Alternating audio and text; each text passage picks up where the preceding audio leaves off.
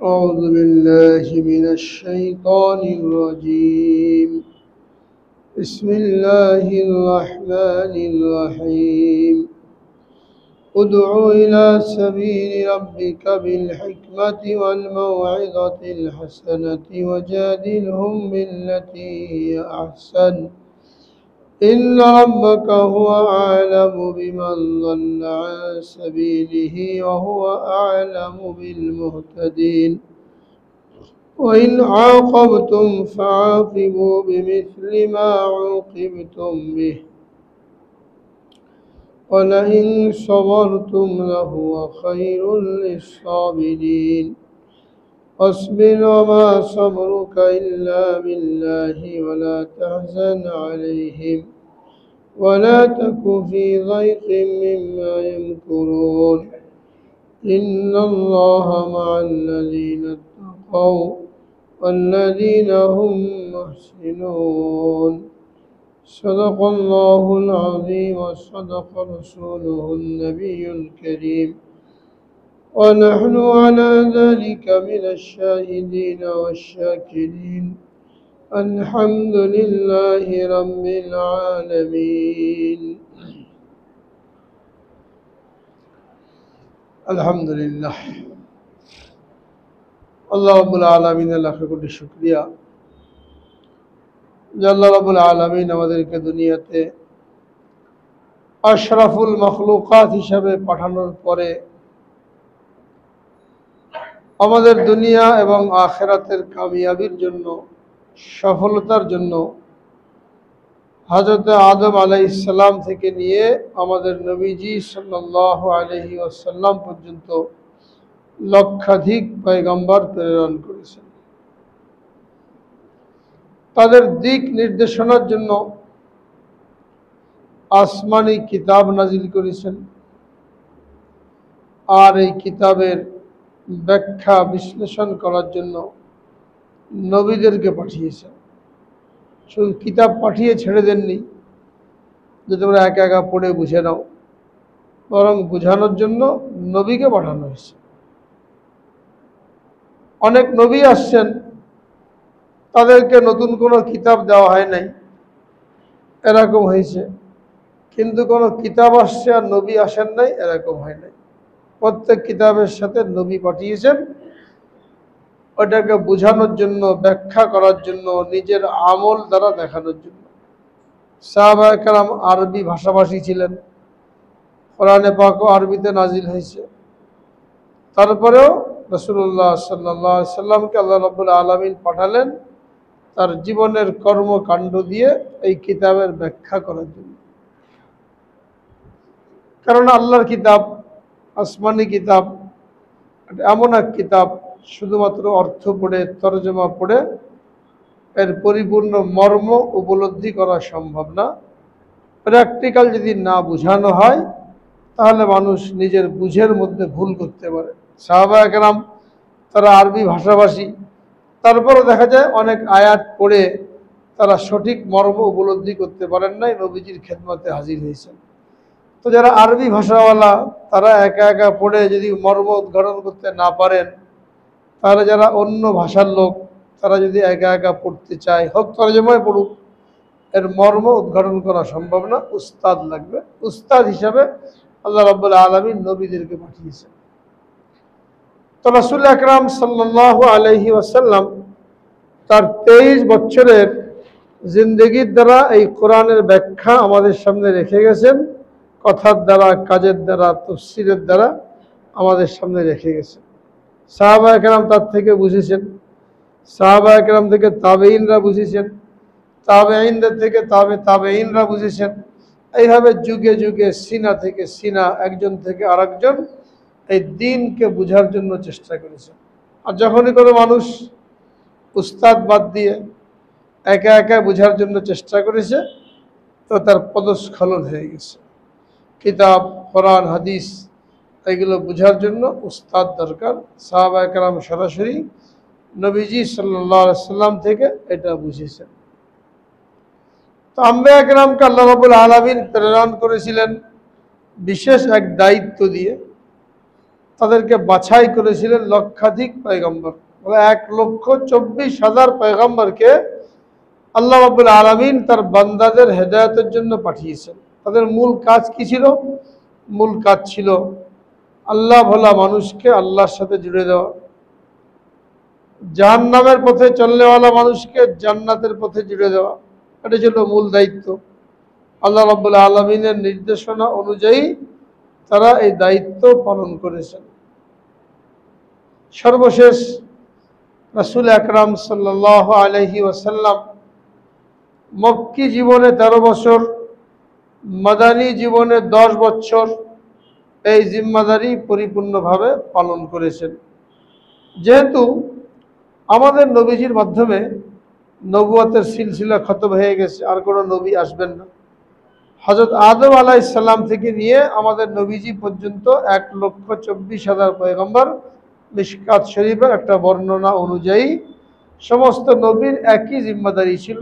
মূল জিম্মাদারি আল্লাহ পাকের তাওহীদকে মানুষের সামনে স্পষ্ট করা, আল্লাহ পাকের গোলামি করার জন্য মানুষকে তৈরি করা, জাহান্নামের পথে চলনেওয়ালা মানুষকে জান্নাতের পথে পরিচালিত করা।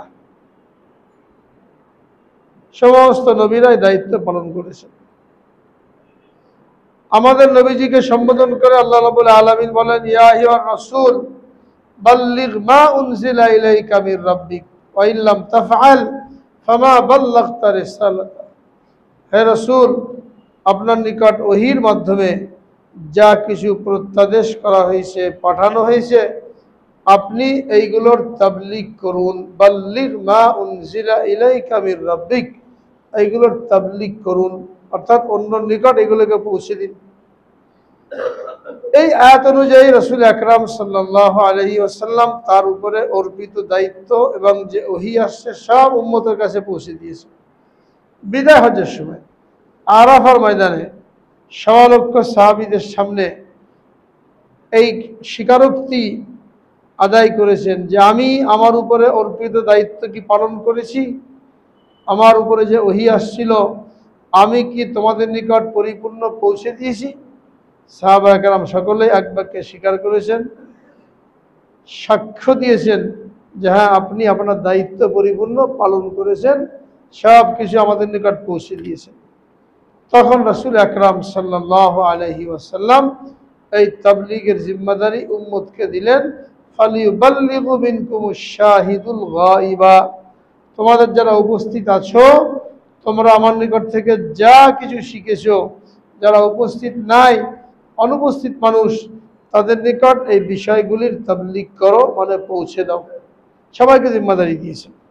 এটা নির্দিষ্ট কোনো শ্রেণীর জিম্মাদারি না, নির্দিষ্ট কোনো দলের জিম্মাদারি না। যে ব্যক্তি নিজেকে উম্মতে মুহাম্মাদি বলে দাবি করবে, আখেরি নবীর উম্মত বলে দাবি করবে, তার জন্য এই দায়িত্ব পালন করা জরুরি।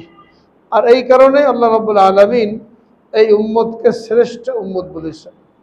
কুনতুম খায়রা উম্মাতিন উখরিজাত লিন-নাস তা'মুরুনা বিল মা'রুফি ওয়া তানহাউনা আনিল মুনকার ওয়া তু'মিনুনা বিল্লাহ।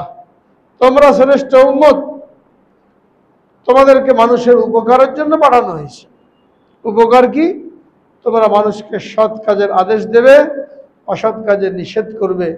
এটা হলো মানুষের বড় উপকার। সৎ কাজের আদেশ দেওয়ার কারণে মানুষ সৎ পথে চলবে, অসৎ কাজ থেকে বাধা দেওয়ার কারণে অন্যায় থেকে বিরত থাকবে। এটা মানুষের সবচেয়ে বড় উপকার, যে এর কারণে একজন মানুষের জান্নাতি হয়ে গেল, আর একজন আদনা দরজার জান্নাতি, সে 11 দুনিয়ার সমান জান্নাতের মালিক হয়ে গেল। এর চাইতে বড় উপকার হতেই পারে না। উম্মতে মুহাম্মাদিকে পাঠানো হয়েছে মানুষের উপকারের জন্য। মানুষের সবচেয়ে বড় উপকার হলো তাকে জান্নাতের উপযুক্ত বানিয়ে দেওয়া। জান্নাতের উপযুক্ত কখন হবে? যখন আমর বিল মারুফ হবে, নাহি আনিল মুনকার হবে, সৎ কাজের আদেশ হবে, অসৎ কাজের নিষেধ হবে। তখন মানুষ হালাল পথে চলবে, হারাম থেকে বাঁচবে। আর যখন এটা বন্ধ হয়ে যাবে তখন মানুষ মন মতন চলবে, খায়সাত মতন চলবে, মন চাই জিন্দেগি যাপন করবে, তো জাহান্নামের দিকে ধাবিত হবে। হযরত ঈসা আলাইহিস সালাম থেকে নিয়ে আমাদের নবীজি সাল্লাল্লাহু আলাইহি সাল্লাম পর্যন্ত 570 বছর কোনো নবী আর আসেন নাই। হযরত ঈসা আলাইহিস সালামকে যখন আল্লাহ রাব্বুল আলামিন আসমানে উঠিয়ে নিলেন, তো কিছুদিন পর্যন্ত ওনার এই দিন বাকি ছিল, দিনের উপরে চলনেওয়ালা বাকি ছিল। এরপরে আর কোনো নবী আসেন নাই। এর আগে একের পর এক নবী আসতে রয়েছেন, একজন নবী চলে গেছেন আর একজন নবী আসছেন। এমনকি একই সময়ে একই জায়গায় কয়েকজন নবীও রয়েছেন। কিন্তু হযরত ঈসা আলাইহিস সালামের পরে আমাদের নবীজি পর্যন্ত আর কোনো নবী আসেন নাই। অর্থাৎ মানুষকে আল্লাহর দিকে ডাকা, সৎ কাজের আদেশ করা, অসৎ কাজের নিষেধ করা, এইগুলো কেমন যেন বন্ধ ছিল। তো বন্ধ থাকার কারণে কি হয়েছে, মানুষ আখিরাতের কথা এমনভাবে ভুলে গেছে, দুনিয়ার মহব্বতের মধ্যে এমনভাবে পড়ে গেছে, মূর্খতার মধ্যে এমনভাবে ডুবে গেছে যে ওই যুগকে জাহেলিয়াতের যুগ বলা হতো। আইয়ামে জাহেলিয়াত, অন্ধকার, এখানে মানুষ নিজের মেয়েকে জীবন্ত দাফন করত, নিজের মাকে বিবাহ করত, হ্যাঁ, সামান্য সামান্য জিনিস নিয়ে বছরের পর বছর লড়াই চলতে থাকতো। তাহলে কি বোঝা গেল যে এই দাওয়াত, আল্লাহর দিকে মানুষকে ডাকা, এটা যদি বন্ধ হয়ে যায় তাহলে দিনের প্রচার প্রসার এটা বন্ধ হয়ে যাবে। আর যেহেতু ইসলাম কিয়ামত পর্যন্ত থাকবে, কিন্তু অন্য কোনো নবী আর আসবেন না, তো দিনকে বাকি রাখার জন্য দিনের তাবলীগ জরুরি। তো আল্লাহ রাব্বুল আলামিন এই উম্মতকে বাছাই করলেন যে নবী নাই, নবীওয়ালা কাজ এই উম্মত করবে। অন্য কোনো উম্মতকে এই নবীওয়ালা কাজের দায়িত্ব দেওয়া হয় নাই। এই জন্য তাদের শ্রেষ্ঠত্ব এরকম না যেমন এই উম্মতের। নবীওয়ালা কাজের জন্য এই উম্মতকে বাছাই করা হয়েছে। এই জন্য অন্য সমস্ত উম্মতের উপরে এই উম্মতের শ্রেষ্ঠত্ব। তারা হলো খায়রে উম্মত। তারা জান্নাতে না যাওয়া পর্যন্ত অন্য কোনো উম্মত জান্নাতে যেতে পারবে না। এবং এই উম্মতকে কিয়ামতের দিন অন্য অন্য নবীদের জন্য সাক্ষী বানানো হবে যে তারা দ্বীনের কাজ করে গেছে, তাদের উপরে অর্পিত দায়িত্ব তারা পালন করেছে, এই উম্মতকে সাক্ষী বানানো হবে। এত বড় ফজিলত দেওয়া হয়েছে। এই ফজিলত এই উম্মত কখন লাভ করবে? যখন এই জিম্মাদারি পালন করবে, আমর বিল মারুফ করবে, নাহি আনিল মুনকার করবে, সৎ কাজের আদেশ করবে, অসৎ কাজের নিষেধ করবে, নিজেও পালন করে চলবে, তখন সে এই খায়রে উম্মত এবং শ্রেষ্ঠ উম্মত বলে বিবেচিত হবে। যার মর্যাদা যত বেশি, যার সুযোগ সুবিধা যত বেশি, যার বেতন যত বেশি, তার দায়িত্ব তত বেশি। একজন এমপি আর একজন চেয়ারম্যান, দুজনে নির্বাচিত, কিন্তু সম্মানের মধ্যে তারতম্য আছে, বেতনের মধ্যে তারতম্য আছে, তো দায়িত্বের মধ্যেও তারতম্য আছে। একটা চেয়ারম্যান একটা ইউনিয়ন নিয়ে ফিকির করে, একজন এমপি সে কী করবে, 3টা থানা, উপজেলা 2টা থানা, এইগুলো নিয়ে ফিকির করবে। কারণ মর্যাদা বেশি, বেতন ভাতা বেশি, তো দায়িত্ব বেশি। উম্মতে মুহাম্মাদির সম্মান মর্যাদা অন্য সমস্ত উম্মতের চেয়ে বেশি, তো দায়িত্ব বেশি। এই দায়িত্ব যখন পালন করবে তখন সে শ্রেষ্ঠ উম্মত বলে বিবেচিত হবে। আর এই দায়িত্ব পালন না করলে শ্রেষ্ঠ উম্মত বলে বিবেচিত হবে না। নির্দিষ্ট কাউকে এই দায়িত্ব দেওয়া হয় নাই। আরাফার ময়দানে উপস্থিত যারা ছিলেন সকলকেই রাসূল আকরাম সাল্লাল্লাহু আলাইহি ওয়াসাল্লাম এই দায়িত্ব সুপর্দ করেছেন।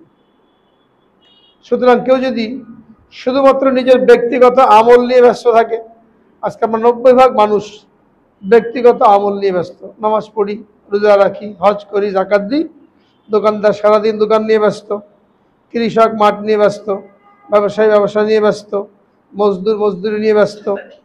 ফাঁকে ফুঁকে 5 ওয়াক্ত নামাজ পড়ে নিজেকে কি মনে করে, আমি তো পাক্কা মুসলমান, অন্য কোনো ফিকির নাই। আর একজন জাহান্নামে চলে যাচ্ছে, নিজের ঘরের কোনো খবর নাই, বিবি পর্দার মধ্যে নাই, ছেলে মেয়ে দিনদারির মধ্যে নাই, এইগুলো নিয়ে কোনো ফিকির নাই। শুধু নিজে নামাজ পড়ে নিজেকে পাক্কা দিনদার মনে করেছে। আল্লাহ রাব্বুল আলামিন বলেন, পাক্কা মুমিন তো ওই ব্যক্তি, পাক্কা মুসলমান তো ওই ব্যক্তি যে 2 জিম্মাদারি পালন করবে, নিজেও দিনের উপরে চলবে, অন্যকেও দিনের দিকে ডাকবে। নিজেও নেক কাজ করবে, অন্যকেও নেক কাজের দাওয়াত দেবে, নিজেও গুনাহ থেকে বাঁচবে, অন্যকে গুনাহ থেকে বাঁচানোর দাওয়াত দেবে। এটা কয়জনে করি আমরা বলেন? এক শ্রেণীর লোককে আমরা দায়িত্ব দিয়ে রেখেছি, ওনারাই করবে, আমাদের আর করা দরকার নাই, আমাদের নামাজ কালাম করলেই চলবে।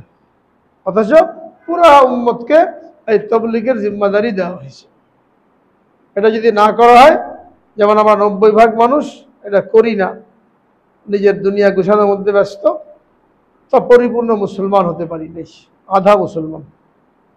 নিজে শুধু আমল করলাম, আধা মুসলমান। ততক্ষণ না পর্যন্ত ওই জিম্মাদারি পালন করা হবে যে জিম্মাদারি দিয়ে নবীদেরকে পাঠানো হয়েছে। পাক্কা মুসলমান হতে পারলাম না। আর যারা এই জিম্মাদারি পালন করলো, মেহনত করে, যারা নিজেদেরকে তবলিগওয়ালা বলে, দিনের মেহনত করেনেওয়ালা নিজেদেরকে মনে করে, তারাও অসম্পূর্ণ। কারণ এখানে কি বলা হয়েছে? তা'মুরুনা বিল মারুফ ওয়া তানহাউনা আনিল মুনকার, সৎ কাজের আদেশ করবে, অসৎ কাজের নিষেধ করবে, উভয়টার দাওয়াত দিতে হবে। এখন সৎ কাজ করেই যাচ্ছি, নামাজ পড়েন, রোজা রাখেন, আল্লাহর রাস্তায় আসেন, কিন্তু অসৎ কাজ থেকে বাধা দেওয়া হয় না, ওটা বলা হয় না। বেশিরভাগ মানুষ যারা আমরা তবলিগের দাবি করি, দাওয়াতের দাবি করি, দাওয়াত করেনেওয়ালা, আমরা অন্যায় দেখে এখানে চুপ থাকি, অন্যায় থেকে বিরত রাখার জন্য চেষ্টা করি না। এমনকি নিজের ঘরের মধ্যে ছেলে মেয়ে, বিবি বাচ্চা, এদেরকে অন্যায়ের মধ্যে দেখলে সেইখানেও বাধা দিই না, অনেক ক্ষেত্রে বাইরের লোককে তো বলি না। তাহলে বোঝা গেল যারা শুধুমাত্র আমল করে যাচ্ছে এরা তো একেবারে আধা মুসলমান। আর যারা অন্যের জন্য ফিকির করছে কিন্তু দুই জিনিসের দাওয়াত না দিয়ে কয় জিনিসের দাওয়াত দেয়? এক জিনিসের দাওয়াত দেয়, আমর বিল মারুফ। এরা হলো পনে এক ভাগ দিনাকে বলে, এরা ছিল আধা, এরা আর একটু বেশি। পরিপূর্ণ উভয়টা না করলে এই জিম্মাদারি পরিপূর্ণ পালন হলো না। কি করতে হবে? আমর বিল মারুফ নাহি আনিল মুনকার। এখন আমর বিল মারুফ নাহি আনিল মুনকার এটা করার জন্য এলেম লাগবে। এলেম ছাড়া আপনি কিসের দাওয়াত দেবেন, কিসের থেকে নিষেধ করবেন? আগে তো জানতে হবে কোনটা হারাম, কোনটা হালাল, কোনটা সুদ, কোনটা ঘুষ, কোনটা অবৈধ। এগুলো না জানলে কেমন দাওয়াত দেবেন? এই দাওয়াতের জন্য আলেম হওয়া জরুরি। আলেম না হলে আপনি পরিপূর্ণ হক আদায় করতে পারবেন না। আর এই কারণে রাসূল আকরাম সাল্লাল্লাহু আলাইহি ওয়াসাল্লাম উলামায়ে কেরামকে নিজের ওয়ারিস বলে ঘোষণা করেছেন। আর উলামা ওয়ারাসাতুল আম্বিয়া ওয়া ইন্নাল আম্বিয়া লাম ইউরিসু দিনারা ওয়ালা দিরহামা। উলামায়ে কেরাম নবীদের ওয়ারিস। ওয়ারিস কাকে বলে? বাপ মরে গেছে, ছেলে আছে, ছেলে ওয়ারিস। ছেলের কাজ কি? বাপের অসম্পূর্ণ কাজকে সম্পূর্ণ করবে, রেখে যাওয়া সম্পত্তি হেফাজত করবে, জমি জায়গা ঘরবাড়ি এইগুলোকে হেফাজত করবে। এই দেখভাল না করে, হেফাজত না করে, 12 ভূতে খেয়ে যায়, চোর ডাকাতে নিয়ে যায়, তো লোকেরা কি বলবে? যে অযোগ্য সন্তান, পিতার অযোগ্য সন্তান। যা কিছু পিতা রেখে গেল এইগুলোকে হেফাজত করতে পারে নাই। আম্বিয়া কেরাম তারা উলামায়ে কেরামকে ওয়ারিস বানিয়েছেন সরাসরি। কিসের ওয়ারিস? দ্বীনের ওয়ারিস, ইলমের ওয়ারিস। তারা যেমন উম্মতের নিকট ইলম পৌঁছে দিয়েছেন, উলামায়ে কেরামের জিম্মাদারি সাধারণ লোকের নিকট এই ইলমকে পৌঁছে দেওয়া আমর বিল মারুফ আর নাহি আনিল মুনকারের সুরতে। যদি এরা কোনো আলেম না করে তাহলে সেও নবীর ওয়ারিস না। সাধারণ মানুষকে দাওয়াত দিয়েছেন, তুমি যতটুকু জানো এতটুকু তাবলীগ করো, এটা যদি না করে সে নবীর আসল উম্মত না। উলামায়ে কেরামকে ওয়ারিস বানিয়েছেন ইলমকে অন্যের নিকট পৌঁছানোর জন্য। এই ইলমটা দুই ভাগে বিভক্ত, করণীয়, বর্জনীয়। মানুষ কি করবে আর কি ছাড়বে, এই দুইটা মানুষের নিকট পৌঁছাতে হবে। যদি না পৌঁছায় তাহলে ওই আলেমও তার জিম্মাদারি পালন করলো না। কাগজে কলমে আলেম হতে পারে কিন্তু আল্লাহর খাতায় সে কিনা আলেম না। যেমন নামে কেউ আদম সুমরিত মুসলমান হলেও যদি তার ইমান আমল ঠিক না থাকে তো আল্লাহর খাতায় মুসলমান না। অনুরূপভাবে কাগজে কলমে ইলম অর্জন করলেও এই জিম্মাদারি যদি পালন না করে, ওয়ারাসাতুল আম্বিয়া, ওয়ারিস হওয়ার জিম্মাদারি, তাহলে সে ব্যক্তি প্রকৃত আলেম না। আর যে প্রকৃত আলেম হবে, নবীর এই জিম্মাদারিকে পালন করবে, সৎ কাজের আদেশ, অসৎ কাজের নিষেধ করবে, ইলমকে পৌঁছে দেবে, তো নবীর পরেই তার মর্যাদা ঘোষণা করা হয়েছে, যেহেতু নবীওয়ালা কাজ করবে। আল ফারকু মা বাইনান নাবিয়্যিন ওয়াল উলামা দারাজাতুন ওয়াহিদা। জান্নাতের মধ্যে নবী আর আলেমদের মধ্যে একটা দরজার পার্থক্য। নবীরা তো নবী, কোন আলেম যত বড়ই আলেম হয়ে যাক, নবী পর্যন্ত পৌঁছা সম্ভব না। তো নবীদের মর্যাদা হচ্ছে উপরে, এরপরে আলেমদের মর্যাদা। কেন? তারাই প্রকৃত ওয়ারাসাতুল আম্বিয়া, তারাই প্রকৃত এই জিম্মাদারি পালন করতে সক্ষম, অন্য কারো দ্বারা সক্ষম না। একজন সাধারণ মানুষ সারা জীবন যদি চিল্লা দিতেই থাকে, সালের পর সাল দিতে থাকে, 40-50 চিল্লাও দিয়ে দেয়, সে কি তবলিগের হক পুরোপুরি আদায় করতে পারবে? দাওয়াতের হক পুরো আদায় করতে পারবে? কারণ দাওয়াত দুই জিনিসের নাম, দাওয়াত বলা হয় দুই জিনিসকে, ফাজাইলের দাওয়াত, মাসাইলের দাওয়াত, যেটা আম্বিয়া একরাম করেছেন। মানুষকে ফজিলত বলে দিনের জন্য উদ্বুদ্ধ করতে হবে, দিনের উপরে চলার জন্য উদ্বুদ্ধ করতে হবে। নামাজ পড়লে কি হবে, রোজা রাখলে কি হবে, হজ করলে কি হবে, জাকাত দিলে কি হবে, দান সৎকার করলে কি হবে, পাক্কা মুসলমান হলে কি হবে, এই সব ফজিলত। সাধারণ লোক এগুলো বয়ান করতে পারবে? ফাজাইলের দাওয়াত, ফাজাইলের দাওয়াত শুনে তারা যখন আসলো দিনের উপরে, এখন তাদেরকে মাসাইল শিখাতে হবে, মাসাইলের দাওয়াত দিতে হবে। এইভাবে নামাজ পড়ো, এইভাবে রোজা রাখো, এইভাবে জাকাত দাও, এইভাবে পর্দা করো, এইভাবে ব্যবসা বাণিজ্য করো, মাসাইল শিখাতে হবে। এই মাসাইলটা পুঙ্খানুপুঙ্খ কারা শিখাতে পারবে? ওলামায়ে কেরাম শিখাতে পারবে। সাধারণ মানুষ এটা পারবে? তাহলে বোঝা গেল তবলিগের পুরোপুরি জিম্মাদারি হক এটা ওলামায়ে কেরামই করতে পারবেন। আমর বিল মারুফ নাহি আনিল মুনকার, ফাজাইলের দাওয়াত, মাসাইলের দাওয়াত, এটা ওলামায়ে কেরামের দ্বারাই সম্ভব, অন্য কারোর দ্বারা সম্ভব না। শুধু 6 নম্বর মুখস্থ করলাম আর 6 নম্বরে সেটা ফজিলত বয়ান করে দিলাম, ব্যাস আমি হয়ে গেলাম দায়ী ইলাল্লাহ, বড় মুবাল্লিগ হয়ে গেলাম, দায়ী হয়ে গেলাম। এর বাইরে কিছুই জানি না। এক পৃষ্ঠা কোরআন শরীফ সই করে পড়তে পারি না। যদি এক পৃষ্ঠা কোরআন শরীফ তর্জমা করতে বলা হয় তাও করতে পারবো না। পারবো? যে লোক আজকে দাবি করেছে যে আলেমেরা মাদ্রাসার মধ্যে বসে থাকে, তবলিগ তো আমরাই করি, এরা কি তবলিগ করে? যদি এক পৃষ্ঠা খুলে দেন কোরআন শরীফের এক পৃষ্ঠা পড়ো, পড়ে তর্জমা করো, এই হাতে শানজুল বয়ান করো, এখানে কি কি মশলা বলা হয়েছে বয়ান করো। যদি সে মুখস্থ করে আসে তফসিরের কিতাব দেখে, তারপরে এসে বলতে ভুলে যাবে। পারবে? তাহলে এই যদি বড়াই করলাম যে আলেমরা কি তবলিগ, তবলিগ তো আমরাই করি, এরা তো মাদ্রাসা নিয়ে বসে রয়েছে, কত বড় ভুল কথা। এই ভুল কথার কারণেই যত পদস্খলন এবং যত সংঘর্ষ সংঘাত, এই ভুলের কারণে। ভুল মনে করেছি আমি যে আমি দিয়ে একটু তবলিগ করে চিল্লা দিয়ে নিজেকে বলবো আলেম মনে করেছি। আলেমেরও দরকার নাই, মাদ্রাসারও দরকার নাই। সরাসরি মাদ্রাসার বিরুদ্ধে বলছি, সরাসরি আলেমের বিরুদ্ধে বলছি। অথচ শুধুমাত্র আলেমরাই প্রকৃত ওয়ারাসাতুল আম্বিয়া, এবং তারাই কি করতে পারে? এই তবলিগের পুরোপুরি জিম্মাদারি আদায় করতে পারে। এই জন্য প্রত্যেক যুগে দ্বীনের মেহনত করার জন্য, তবলিগের জন্য আল্লাহ রাব্বুল আলামিন উলামায়ে কেরামের মাথার মধ্যে, সিনার মধ্যে, দিলের মধ্যে কোন যুগে কিভাবে কাজ করলে মানুষের ফায়দা হবে এটা ঢেলে দিয়েছেন। তারা ওইভাবে ওই যুগে দ্বীনের মেহনত করেছেন, কখনো ওয়াজের মাধ্যমে, কখনো দাওয়াতের মাধ্যমে, কখনো লেখনির মাধ্যমে, কখনো মাদ্রাসার মাধ্যমে, কখনো খানকার মাধ্যমে। যে যুগে যেটা মুনাসিব মনে হয়েছে ওইটা আল্লাহ রাব্বুল আলামিন ওলামাদের জেহেনে ঢেলে দিয়েছেন। তারা এইভাবে মেহনত করেছেন, তো মানুষ বদদিনী থেকে ফিরে আসছে, দিনের দিকে আসছে। বুজুর্গানে কেরাম যারা ছিলেন তারা নসিহত করতেন, ওয়াজ করতেন 10 মিনিট 20 মিনিট। এই 20 মিনিটের ওয়াজের মধ্যে মানুষের জীবনে পরিবর্তন চলে আসতো। বেনামাজি নামাজি হয়ে যেত, বেপর্দাওয়ালা পর্দাওয়ালা হয়ে যেত। একসময় খানকার মধ্যে লোকেরা চিল্লাকাশি করতো, ওখানে থাকতো, জীবনে পরিবর্তন চলে আসতো। মাদ্রাসার মধ্যে আসতো, ওখানে পরিবর্তন চলে আসতো। সর্বশেষ শেষ এই জামানার জন্য, শেষ এই যুগের জন্য আল্লাহ রাব্বুল আলামিন হযরত ইলিয়াস রাহমাতুল্লাহ আলাইহির জেহেনে বর্তমানে তাবলীগের তারতিবটা ঢেলে দিলেন, যে এখন এইভাবে তাবলীগ করলে মানুষের কাছে পৌঁছানো সহজ, মানুষকে হেদায়েত করা সহজ, মানুষকে বোঝানো সহজ। ওইভাবে তিনি 3 দিন লাগাও, 40 দিন লাগাও, 4 মাস লাগাও, 2.5 ঘন্টা মেহনত করো, ঘরে তালিম করো, বাইরে তালিম করো, গাস্ট করো, এই মসজিদে মসজিদে। এই তরিকাটাও আল্লাহ রাব্বুল আলামিনের পক্ষ থেকে ইলহামকৃত মাথার মধ্যে ঢেলে দিয়েছেন। হযরত ইলিয়াস রাহমাতুল্লাহ আলাইহি উনি নিজামউদ্দিনে বসে তখনকার উলামায়ে কেরাম যারা ছিলেন তাদেরকে নিয়ে প্রত্যেক সপ্তাহে বসতেন এবং এই কাজকে কোন তরতিবে করা যায় এই তরতিব অনুযায়ী কাজ করতেন। একটা উনি নিজের থেকে বানান নাই, সব উলামায়ে কেরামদেরকে পরামর্শ করে করে এই তরিকাগুলো চালু করা হয়েছে। তাহলে কি বোঝা গেল? তাবলীগ যেহেতু ইসলামী কাজ, ধর্মীয় কাজ, এটা ওলামাদের মাধ্যমে চালু হয়েছে, ওলামাদের পরামর্শেই এগুলোর নিয়ম নীতি ওজুদের মধ্যে আসছে, এবং ওলামায়ে কেরামের তত্ত্বাবধানেই যতদিন পর্যন্ত এই কাজ চলতে থাকবে ততদিন পর্যন্ত এই কাজ তার আসল রূপরেখার মধ্যে থাকবে।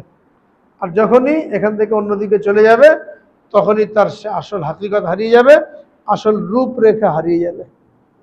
এই জন্য সবসময় কি হয়েছে? ওলামায়ে কেরামের সাথে মাশওয়ারা করেই এই কাজকে করতে বলা হয়েছে। এবং যখন তাবলীগের মেহনত শুরু হলো তখন 3টা মূল নীতি সেখানে নির্ধারণ করে দেওয়া হয়েছে যে তাবলীগের কাজে মূল নীতি মতন চলবে। এক নম্বর হলো আলেম ওলামাদের পরামর্শ মতন চলবে। তারপরে ইলিয়াস রহমতুল্লাহ আলাই যখন বিভিন্ন জায়গায় জামাত পাঠাতেন, তো জামাত থেকে হাতিরা আসার পরে তারা পরামর্শ দিত যে আমরা এই অবস্থার সম্মুখীন হলাম, এরকম করলে ভালো হয়, এটা বাড়ালে ভালো হয়, এটা কমালে ভালো হয়। উনি কি বলতেন যে আমি নিজে থেকে কিছুই করব না, বৃহস্পতিবারে ওলামায়ে কেরাম আসবেন মারকাজে, তাদের সামনে পেশ করব, তাদের পরামর্শে এই কাজটা করা হবে। অপেক্ষা করতেন।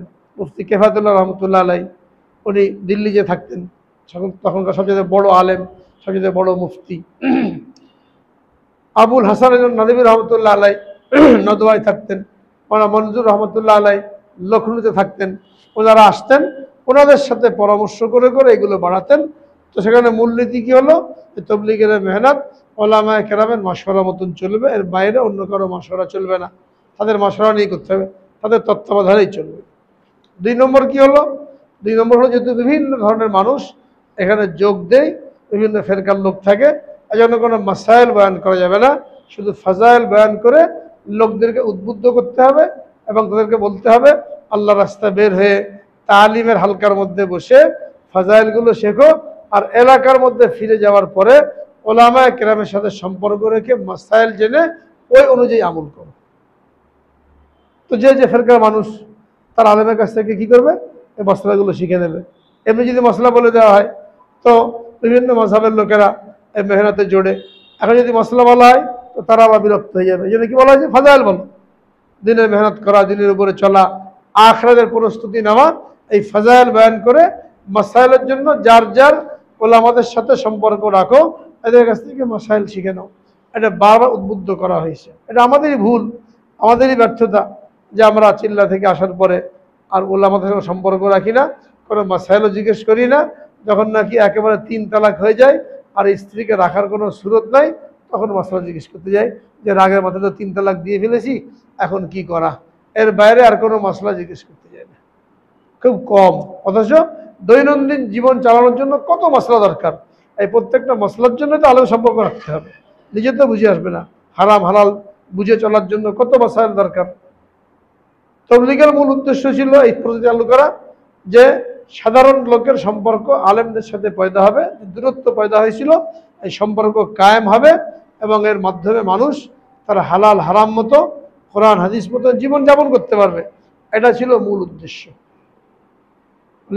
বলেন যে আমার মেহনত তখন আমি সার্থক মনে করব যখন প্রত্যেকটা জামাতের মধ্যে একজন কারি থাকবে, একজন আলেম থাকবে। কারি কি করবে, কোরআন শিখাবে, কোরআন শেখা মূল উদ্দেশ্য। নামাজের মধ্যে সহি করে কোরআন না পড়লে নামাজ হবে না। আর আলেম থাকবেন, তিনি মাসাইল শিখাবে। যখন প্রত্যেকটা জামাতে একজন কারি থাকবে, একজন আলেম থাকবে, তখনই মনে করব আমার মেহনত সার্থক। তো এরকম মাঝে মাঝে হয়, সবসময় তার হয় না, কিন্তু যদি নাও হয় তবুও জামাত থেকে ফিরে আসার পরে জরুরি হলো ওলামাদের সাথে সম্পর্ক রেখে মাসাইল জিজ্ঞেস করে করে চলা। এখন যখন ওলামা সম্পর্ক রাখা হবে তখন কোনো মানুষ আর বাতিলের দিকে যাবে? যখন ওলামাদের সাথে সম্পর্ক রাখবে, তাদের কাছে জিজ্ঞেস করবে, বাতিল আর হক সম্পর্কে জানার জন্য চেষ্টা করবে, তখন কোনো মানুষ আর বাতিলের দিকে ধাবিত হবে না। এখানে আমাদের ভুলটা হয়েছে। ফিরে আসার পরে আমাদের আলেমদের সাথে কোনো সম্পর্ক নাই, ওই তালাকের মশলা ছাড়া অন্য কোনো মশলা জানার জন্য যায়নি, যার কারণে আমরা বাতিলের খপ্পরে পড়ে গেছি এবং এটাকে কি মনে করেছি, এটা মনে ঠিক। আর ঠিক আমার ধারণা মতো যে ঠিক, এই ঠিককে প্রতিষ্ঠা করতে যে মানুষকে হত্যা করতে আমি দ্বিধাবোধ করেছি না, মানুষের অঙ্গহানি করতে দ্বিধাবোধ করেছি না, মানুষের রক্ত ঝরাতে দ্বিধাবোধ করেছি না। অথচ দিনের জন্য স্বয়ং আল্লাহ রসুল সাল্লাল্লাহু আলাইহি সাল্লাম কাফের ছাড়া কোনো মুসলমানের গায়ে অস্ত্র তুলেছেন, কাউকে হত্যা করেছেন, এরকম পাওয়া যায়? যে মুরতাদ হয়ে গেছে তাকে হত্যা করেছেন। কাফেরকে দাওয়াত দিতে গেছেন, আগে তাকে দাওয়াত দিয়েছেন মুসলমান হয়ে যাও, যদি না হও তো জিজিয়া দাও, এরপরে না হলে তরবারি ফয়সালা করবে। কোনো অবস্থাতে মুসলমানদের উপরে অস্ত্র ধারণ করার কোনো অধিকার কারণ নাই। হাদিসে বলা আছে মান হামালা আলাইনা সিলাহা ফালাইসা মিন্না, যে ব্যক্তি কোনো মুসলমানের উপরে অস্ত্র ধারণ করলো সে আমার উম্মতের মধ্যে না। মারেও নাই, শুধু ছুরি বের করে ভয় দেখিয়েছে, পিস্তল বের করে গুলি করা ভয় দেখিয়েছে, হ্যাঁ এখনো গুলি করে নাই, হত্যা করে নাই। বলছেন মান হামালা আলাইনা সিলাহা ফালাইসা মিন্না, যে আমাদের উপর অস্ত্র ধারণ করলো, অস্ত্র ত্যাগ করলো কোনো মুসলমানের দিকে, সে আমার উম্মতের মধ্যে না। আর যে কোনো মুসলমানকে হত্যা করলো তার সম্পর্কে বলা হয়েছে সেবাবুল মুসলিমি ফিসকুন ওয়া কিতালহু কুফরুন, কোন মুসলমানকে গালি দেওয়া এটা ফাসেকি, আর কোন মুসলমানকে হত্যা করা কাফেরি, তাকে কাফের বানিয়ে দেয়। বিনা কারণে কোন মুসলমানকে হত্যা করলে সে কাফের। ওয়া ইয়াকতুল মুমিনা মুতাআম্মিদান ফাজাযাউহু জাহান্নামু খালিদান ফিহা আবাদা, ইচ্ছাকৃতভাবে কোন মুসলমানকে হত্যা করবে সে চিরদিন জাহান্নামে থাকবে। কেউ যদি ডাকাতি করতে আসে আপনার ঘরে, আপনাকে মারতে চাইলো, আপনি তাকে বাধা দিয়ে মেরে ফেললেন, এখানে অনুমতি আছে। কেউ আপনার উপরে আঘাত করলো ইজ্জতের উপরে, আত্মরক্ষার জন্য আপনি কারোর উপরে আঘাত করলেন, সে মারা গেল, এখানে গুনাহ হবে, এখানে রক্ত মাপ। কিন্তু সম্পূর্ণ নিরীহ মানুষ, ঘুমন্ত মানুষ, নিরস্ত্র মানুষ, হ্যাঁ, বিনা প্ররোচনায়, বিনা কোনো কারণে, কোনো বাধার মুখোমুখি না হয়ে সেখানে আমি যে অস্ত্র তুললাম, হত্যা করলাম, আঘাত করলাম, আহত করলাম, এটা কোনো ইসলামের মধ্যে পড়ে? কোনো তাবলীগের উসুলের মধ্যে পড়ে? কে শিখিয়েছে এগুলো? মাদ্রাসার খেদমত করা এটা কোনো বিল্ডিংয়ের সাথে সম্পর্ক না, 4-5 জনকে পড়াবে, তার এলেম প্রচারের খেদমত হয়ে গেল। তাবলীগের খেদমত করা এটা কোনো বিল্ডিংয়ের সাথে সম্পর্ক না, এটা কোনো মাঠের সাথে সম্পর্ক না, কোনো ময়দানের সাথে সম্পর্ক না, যে আমাকে ময়দান দখল করতেই হবে, আমাকে বিল্ডিং দখল করতেই হবে, এর জন্য দরকার হলে কি করব, আমি রক্ত ঝরাবো, টাকা পয়সা ঘুষ দেবো, যা কিছু করা দরকার, আমাকে তো ময়দানের দখল নিতেই হবে। এটা কোনো তাবলীগের মধ্যে উসুলের মধ্যে পড়ে না। যেভাবে পারবেন সহজে কাজ করবেন, কিন্তু এটা কারণটা কি হয়েছে? উলামাদের সাথে সম্পর্ক না রাখার কারণে। উলামাদের সাথে সম্পর্ক না রাখার কারণে ভুলটা হয়েছে। হাদিসের মধ্যে আছে লা তাজালু তায়ফাতুম মিন উম্মতি মানসুরিনা আলাল হক, আমার উম্মতের একটা দল সবসময় হকের উপরে থাকবে, যারা হকের পক্ষে কাজ করে যাবে, কোনো বাতিল এদেরকে ধ্বংস করতে পারবে না, এ থেকে বিরত রাখতে পারবে না। আর এক জায়গায় বলা হয়েছে ইয়াদুল্লাহি আলাল জামা, আল্লাহ পাকের সাহায্যের হাত বড় জমাতের সাথে আছে। ইত্তাবিউস সাওয়াদুল আযম, তোমরা বড় জমাতের অনুসরণ করো। 90 ভাগ উলামায়ে কেরাম যেটাকে হক বলছেন, যেটাকে সমর্থন করেছেন, যার জন্য মেহনত করেছেন, সবাই গুমরাহির মধ্যে আছে। আর 10 ভাগ আলেম, যাদেরকে কেউ চেনেও না, এরাই ঠিক, এটাকে ঠিক মনে করে তাকে সাপোর্ট করলাম। তাহলে কি হলো? এটা হাদিসের খেলাফ হয়ে গেল, এই কোরআনের খেলাফ হয়ে গেল। 90 ভাগ আলেম কি ভুল করবেন? আর 10 ভাগ আলেম যারা বলে আমার সাথে আলেম আছে, কয় ভাগ আলেম তালাশ করতে 10 ভাগ কি চেনেও না। সমস্ত যত কওমি মাদ্রাসা, বড় বড় শাইখুল হাদিস, মুফতি, মুহাদ্দিস, মুফাসসির, সব কোন দিকে? এদিকে, যে তাবলীগের কাজ আলেমদের মাধ্যমেই চলবে, এটাই ঠিক। এদেরকে ভুল সাব্যস্ত করে তাদের সাথে কোনো আলেম নাই, এখানে কি করলাম, এটাকে ঠিক মনে করলাম, তো এটা একটা গুমরাহির আলামত। যার কারণে এই পদস্খলনটা অতি দ্রুত ঘটছে। যদি আলেমদের সাথে সম্পর্ক থাকতো তাহলে পদস্খলনটা হতো না। বাতিল একটা আলামত আছে। এই বাতিল সবসময় কি করে? 3 জিনিসকে ব্যবহার করে তাদের এই মতবাদকে প্রচার করতে চায়। একটা হলো টাকা পয়সা খরচ করে, টাকা পয়সা দিয়ে লোক কিনতে চায়। টাকার কোনো অভাব নেই, লোক কিনতে হবে, টাকা দল ভারী করতে হবে। 2 নম্বর হলো পেশি শক্তি ব্যবহার করে, মস্তানি দেখাচ্ছে, না আমারে ট্রেনিং জমা দিই না, অস্ত্র জমা দিয়েছি, আবার দরকার হয় ওই 71-এর মতন গরজে উঠবো আবার, হ্যাঁ, হুমকি দিয়ে কি করে ময়দানে নামে। আর 3 নম্বর কি করে? প্রশাসনকে ব্যবহার করে, সরকারি ক্ষমতা ব্যবহার করে নিজের মতবাদকে প্রতিষ্ঠা করতে চায়। এটা হলো বাতিলের আলামত। 1 নম্বর টাকা পয়সা খরচ করে, 2 নম্বর নিজের পেশি শক্তি ব্যবহার করে, 3 নম্বর প্রশাসন যন্ত্রকে ব্যবহার করে নিজের এই বাতিল মতবাদকে প্রচার করতে চায়। এখন নিজেরা ফেসলা করেন যে কারা কোন পথে মেহনত করেছে, কোনটা হক আর কোনটা বাতিল। এই জন্য দোয়াও শেখানো হয়েছে, আল্লাহুম্মা আরিনাল হাক্কা হাক্কা ওয়ারযুকনা ইত্তিবাআ ওয়া আরিনাল বাতিলা বাতিলা ওয়ারযুকনা ইজতিনাবা। হে আল্লাহ, আমাকে হক চেনার তৌফিক দাও, হকের অনুসরণ করার তৌফিক দাও, বাতিল চেনার তৌফিক দাও, বাতিল থেকে দূরে থাকার তৌফিক দাও। এই দোয়াটার জন্য শেখানো হয়েছে, যাতে করে আমরা শয়তানের ধোঁকায় পড়ে হককে, বাতিলকে হক মনে করে ওই বাতিলের পিছনে না ছুটি। কত বড় আফসোসের কথা, 40 বছর 50 বছর তাবলীগ করলাম, চিল্লা দিলাম, কিন্তু এখন হক চিনতে পারলাম না, বাতিল চিনতে পারলাম না। সমস্ত উলামায়ে কেরাম যারা এর জিম্মাদার, এদেরকে ভুল প্রমাণিত করে, এদেরকে গুমরাহি সার্টিফিকেট দিয়ে আমি নিজেকে কি করলাম, আমি সঠিক প্রমাণিত করছি। মাশারার মাধ্যমে, শুরাই নিজামের মাধ্যমে তাবলীগের কাজ চলবে।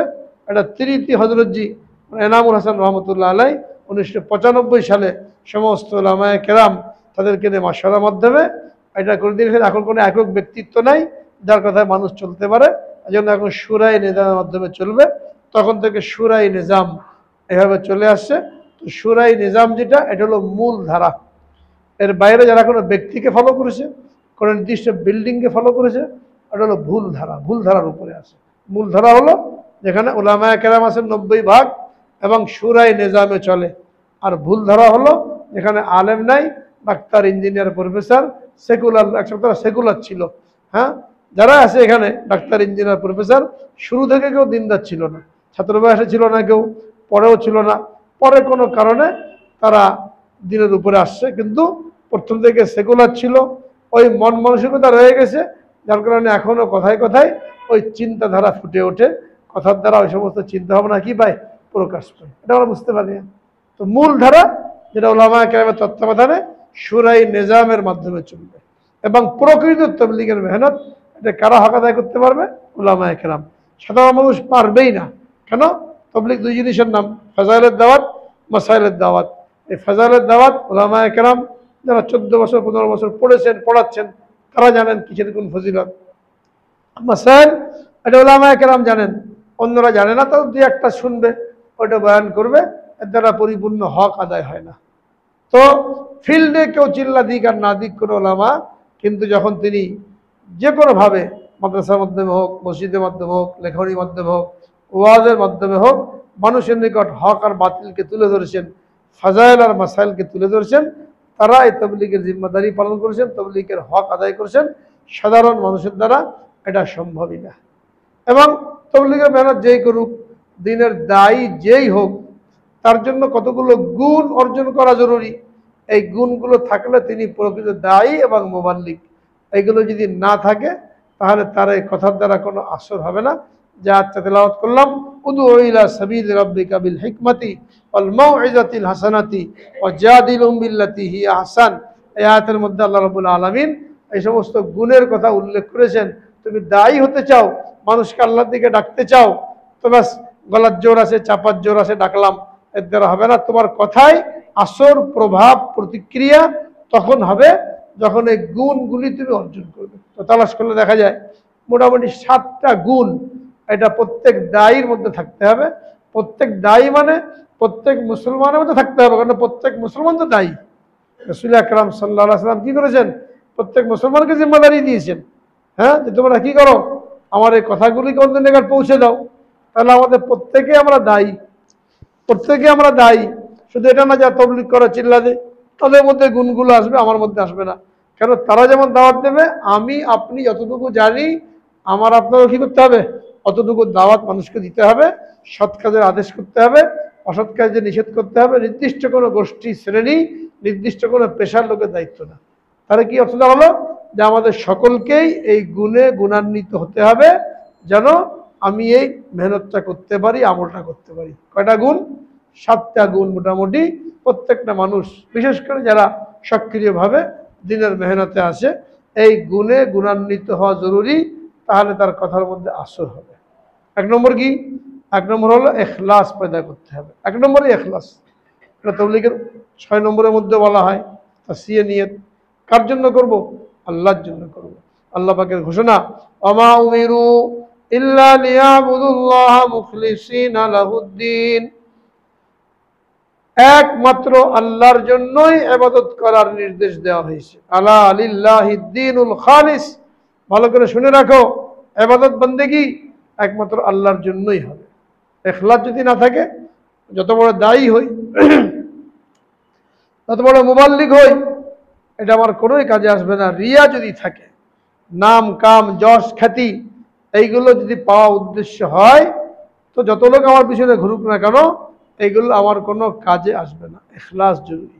একটা কথার দ্বারা, একটা বয়ানের দ্বারা, একটা প্রতিক্রিয়ার দ্বারা আমার সমস্ত আমল এটা বরবাদ হয়ে যাবে যদি ইখলাস না হয়। এবং এই কারণেই এই দ্বন্দ্ব, ফাসাদ এগুলো চলছে। আল্লাহকে তো খুশি করার উদ্দেশ্য না, কোনো ব্যক্তিকে খুশি করার উদ্দেশ্য, হ্যাঁ, কোনো বিল্ডিং অনুসরণ করার উদ্দেশ্য। যার কারণে ওই ইখলাস থেকে দূরে থাকার কারণে কি হচ্ছে, কথার মধ্যে কোনো আসর হচ্ছে না, নিজের আরো পদস্খলন হয়ে যাচ্ছে। ইখলাস জরুরি। ইখলাস যদি না থাকে যতই আমল করুক, ফাজা আল্লাহু হাবা মানসুরা, এটাকে উৎক্ষিপ্ত ধুলাবালির মতন করে দেওয়া হবে।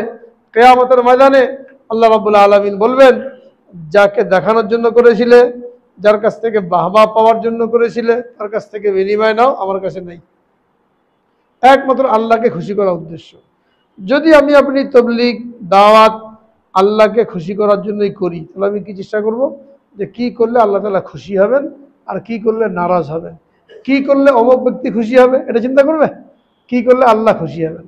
কাউকে হত্যা করলে আল্লাহ খুশি হন? যখন খুশি হন না, তাহলে হত্যা করলাম কিভাবে? পেটের মধ্যে ছুরি ঢুকে চালিয়ে দিলাম তবলিগ প্রতিষ্ঠা করতে। যে আল্লাহ তাআলা বলছেন, হাদিসের মধ্যে আসছে যে একজন মানুষকে হত্যা করা আল্লাহ পাকের নিকট সমস্ত দুনিয়াকে ধ্বংস করে দেওয়ার চেয়ে বেশি মারাত্মক। মানুষের রক্তের এত দাম আল্লাহ পাকের নিকট যে একজন লোককে হত্যা করা বিনা কারণে সারা দুনিয়া ধ্বংস হয়ে যেতে বেশি ভারী আল্লাহ পাকের নিকট। কাকে খুশি করার জন্য হত্যা করলাম? 200-300 মানুষ কুপিয়ে আহত করে, হাত পা ভেঙে তুই তুকারি করে, কাকে খুশি করার জন্য? কার জন্য আমি তবলিগ করি? কার জন্য দিনে মেহনত করি? কার কাছ থেকে টাকা পয়সা নিলাম? কার এজেন্ডা বাস্তবায়ন করলাম? চিন্তা করি না কোনো সময়। মনে করলাম বাস মারতে পারলে আমি কামিয়াব হয়ে গেলাম। এই মেহনত কোনো কাজে আসবে না। আল্লাহর জন্য যদি হয় তো আমি চিন্তা করব এই কাজটা করার আগে আল্লাহ তাআলা হুকুম আছে কিনা, আল্লাহ তাআলা খুশি হবেন কিনা। শয়তানের ধোঁকা। 1 নম্বর কি? ইখলাস, আল্লাহকে খুশি করার জন্য। 2 নম্বর মনে করতে হবে যে আমি নবীর ওয়ারিস হয়ে কাজটা করছি। নবীওয়ালা কাজ, যেন তেন কোনো কাজ না, ছোটখাটো কোনো কাজ না। যে কাজের জন্য আল্লাহ রাব্বুল আলামিন আম্বিয়া কেরামকে পাঠিয়েছিলেন, আমি ওই কাজ করছি। তো কার কাজ করছি এটা চিন্তা করলে তখন এই কাজের মর্যাদা অন্তরের মধ্যে থাকবে। যখন চিন্তা করবে না, তখন দুনিয়ার কাজের মতন করতে থাকবে। একজন মেথরের পক্ষ থেকে তার কাজ করে দিচ্ছে একজন, আর একজন বাদশার পক্ষ থেকে বাদশার কাজ করে দিচ্ছে। দুজনের কাজ কি একই রকম হবে? কত পার্থক্য। তবে কার কাজ করছি এটা মনের মধ্যে থাকতে। নবীওয়ালা কাজ, নবীর রেখে যাওয়া কাজ, এই কাজের জীবনে আমার উপরে আসছে, তার আমাকে কত সতর্ক থাকা দরকার, কত আখলাক হওয়া দরকার, কত আদবের প্রতি খেয়াল রাখা দরকার, এটা খেয়াল করতে হবে। 3 নম্বর, যত বাধা বিপত্তি আসুক এই কাজের উপরে অবিচল থাকতে হবে। কোনো রকমের রাগ, অনুরাগ, বিরাগ, কোনো ভয় ভীতি এই কাজ থেকে আমাকে বিরত রাখবে না। অনেকে বিভিন্ন হালত আসে আর কাজ থেকে বসে পড়ে যে না এখন করা যাবে না, কি মারামারি কাটাকাটি শুরু হয়ে গেল, আর তবলিগ করবোই না। আরে করবো তো আল্লাহর জন্য, মারামারি হোক কাটাকাটি হোক, তবলিগ করবো না কি জন্য? আপনার এলাকার মধ্যে মেহনত করেন, মসজিদের মধ্যে মেহনত করেন, বাড়িতে মেহনত করেন, দূরে যেয়ে মেহনত করেন। আর তো কোনো ময়দানের সাথে খাস না, কোনো মসজিদের সাথে খাস না, এখান থেকে ছুটি পাওয়ার কোনো সুরত নেই। যতদিন জীবিত থাকবো নিজে আমল করতে হবে, অন্যকে ডাকতে হবে। অবিচল থাকা, কোনো রকমের বাধা বিপত্তি উস্কানি এই কারণে বিরত থাকা যাবে না। নূহ আলাইহিস সালাম 950 বছর দাওয়াত দিয়েছেন। 950 বছর লোকেরা কি করেছে?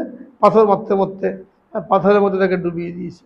তাকে দেখলে কানের মধ্যে তুলা দিয়েছে, কথা শুনবো না, শুনলে আবার বদ্দিন হয়ে যেতে হবে। কত অত্যাচার করেছে, গালি দিয়েছে, তিনি বিরত হন নাই। এক টানা 950 বছর দাওয়াত দিয়েছে। সমস্ত নবীদের সুন্নত এটা। বাধা আসছে, প্রতিরোধ আসছে, পিছপা হন নাই। যে দায়িত্ব আমাকে দেওয়া হয়েছে এটা করতে হবে। আমাদের সামনে যত বাধা বিপত্তি আসুক, যখন আমি উম্মতে মুহাম্মাদি, যখন আমার জন্য জরুরি নিজেও দিনের উপরে চলা, অন্যকে দিনের উপরে চালানো, তো বাধা বিপত্তি যায় আসুক, হালত যায় আসুক, পরিস্থিতি যায় আসুক, মুমিন কখনো পরিস্থিতি থেকে কি হবে না, মুতাআসসির হবে না, শুধু কাজ করতেই থাকবে। যেহেতু কাজটা কার জন্য? আল্লাহর জন্য। এটাও পরীক্ষা যে অবস্থার মধ্যে এসে তুমি এই কাজে লেগে থাকো কিনা।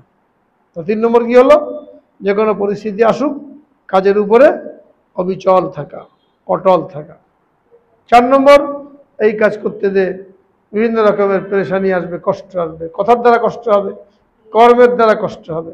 কথার কষ্ট হোক, কর্মের কষ্ট হোক, কোনো দিকে খেয়াল না করে আমাকে আমার কাজ চালিয়ে যেতে হবে, সবর করতে হবে। আল্লাহ রাব্বুল আলামিন বলেন, অসবির, হে নবী, এই দিনের দাওয়াত দিতে যে, মেহনত করতে যে আপনাকে অনেক গালমন্দ শুনতে হবে, শারীরিক লাঞ্ছনার সম্মুখীন হতে হবে। অসবির, আপনি সবর করুন।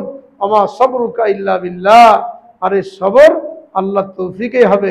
ওয়ালা তাহজান আলাইহিম, আপনার দাওয়াত তারা গ্রহণ করছে না, আপনি দাওয়াত দিচ্ছেন, এরা আপনাকে মারছে, এই কারণে আপনি পেরেশান হবেন না।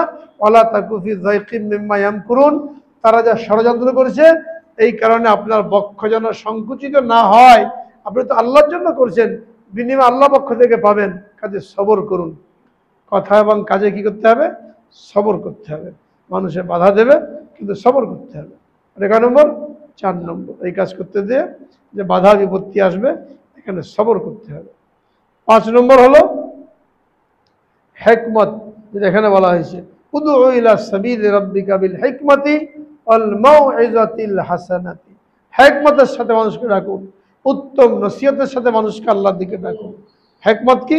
যাকে যেভাবে বললে সে কথাটাকে গ্রহণ করবে ওইভাবে। কোথাও ধমক দিতে হবে, কোথাও নরম হতে হবে, কোথাও গরম হতে হবে, হ্যাঁ, এবং এই হিকমতটা শিখতে হবে উলামায়ে কেরামের কাছ থেকে।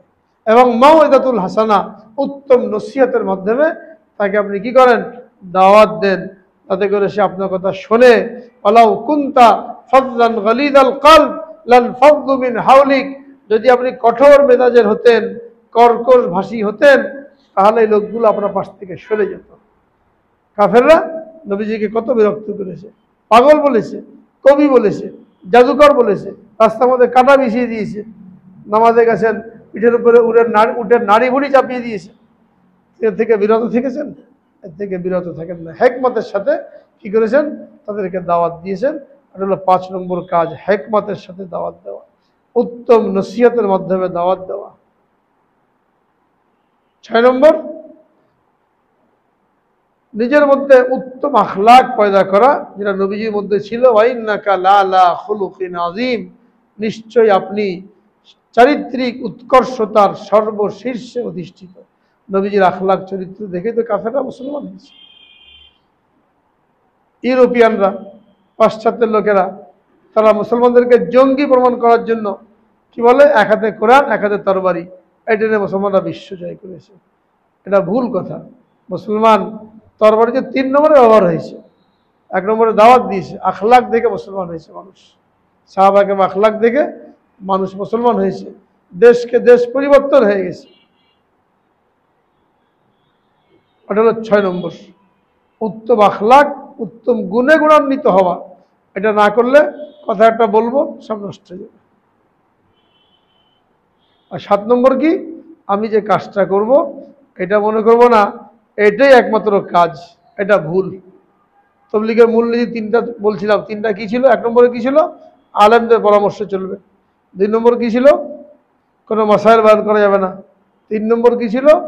যত লাইনে দিনের মেহনত হচ্ছে, যেগুলো হক, সবগুলোকে সাপোর্ট করতে হবে। এটাই একমাত্র দিনের কাজ, এটা মনে না করি। যে লাইনে দিনের খেদমত করেছে, গাড়ির কল কবজার মতন, 10 টাকার হাওয়া না হলে কোটি টাকার গাড়ি অচল। আর হাওয়াকে কোনো পাত্তা না দিলে গাড়ি চলবে? 10 টাকার হাওয়া চাকার মধ্যে ভরা লাগে, এটা না হলে কোটি টাকার গাড়ি চলবে না। তো যারা যারা দিনে মেহনত করেছে, ওলামায়ে কেরাম, কেউ মসজিদের মাধ্যমে, কেউ মাদ্রাসার মাধ্যমে, কেউ ওয়াজের মাধ্যমে, কেউ লেখনির মাধ্যমে, কেউ খানকার মাধ্যমে, কেউ তবলীগের মাধ্যমে, সবগুলো দিনের কাজ। সবগুলোকে সমর্থন করতে হবে, সহযোগিতা করতে হবে। নিজে সক্রিয়ভাবে সবগুলোতে জুড়তে না পারি, কিন্তু সমর্থন থাকতে হবে। এখানে কাদা সহযোগী করলাম যে আমারটা ঠিক, ওইগুলো ঠিক না, এটাও এই ফিতনার একটা মূল কারণ। এটা আজকে যে ফিতনা চলছে, সংঘর্ষ চলছে, এটা একটা মূল কারণ। এইটা অন্যগুলোকে আমরা সহ্য করতে পারি না, আমারটাকে ঠিক মনে করি, অন্যগুলোকে বেঠিক মনে করি। এটা তবলীগের মূলনীতির খেলাফ। আর এখানে যে 7টা গুণের কথা বলা হলো, এর একটা অন্যতম গুণ আমার এটাকেই একমাত্র কাজ মনে না করা, বরং যতগুলো হক মেহনত আছে এই সবগুলোকে হক মনে করে এগুলোকে সহযোগিতা করা, সমর্থন করা। একজন দায়ীর মধ্যে যখন এই গুণগুলো ফুটে উঠবে, তখন তার অল্প কথার মধ্যে আসর হবে, মানুষের মধ্যে পরিবর্তন আসবে। আর এইগুলো যদি না আসে, যতই বয়ান কিছু করি, পরিবর্তন আসবে না। এটা খুব জরুরি। তো এই আয়াতগুলির মধ্যে আল্লাহ রাব্বুল আলামিন এই গুণগুলি উল্লেখ করেছেন। আমরা সকলেই এই গুণে গুণান্বিত হয়ে সত্যিকারের মুবাল্লিগ হওয়ার জন্য চেষ্টা করি। আল্লাহ রাব্বুল আলামিন সকলকে তৌফিক দান করেন।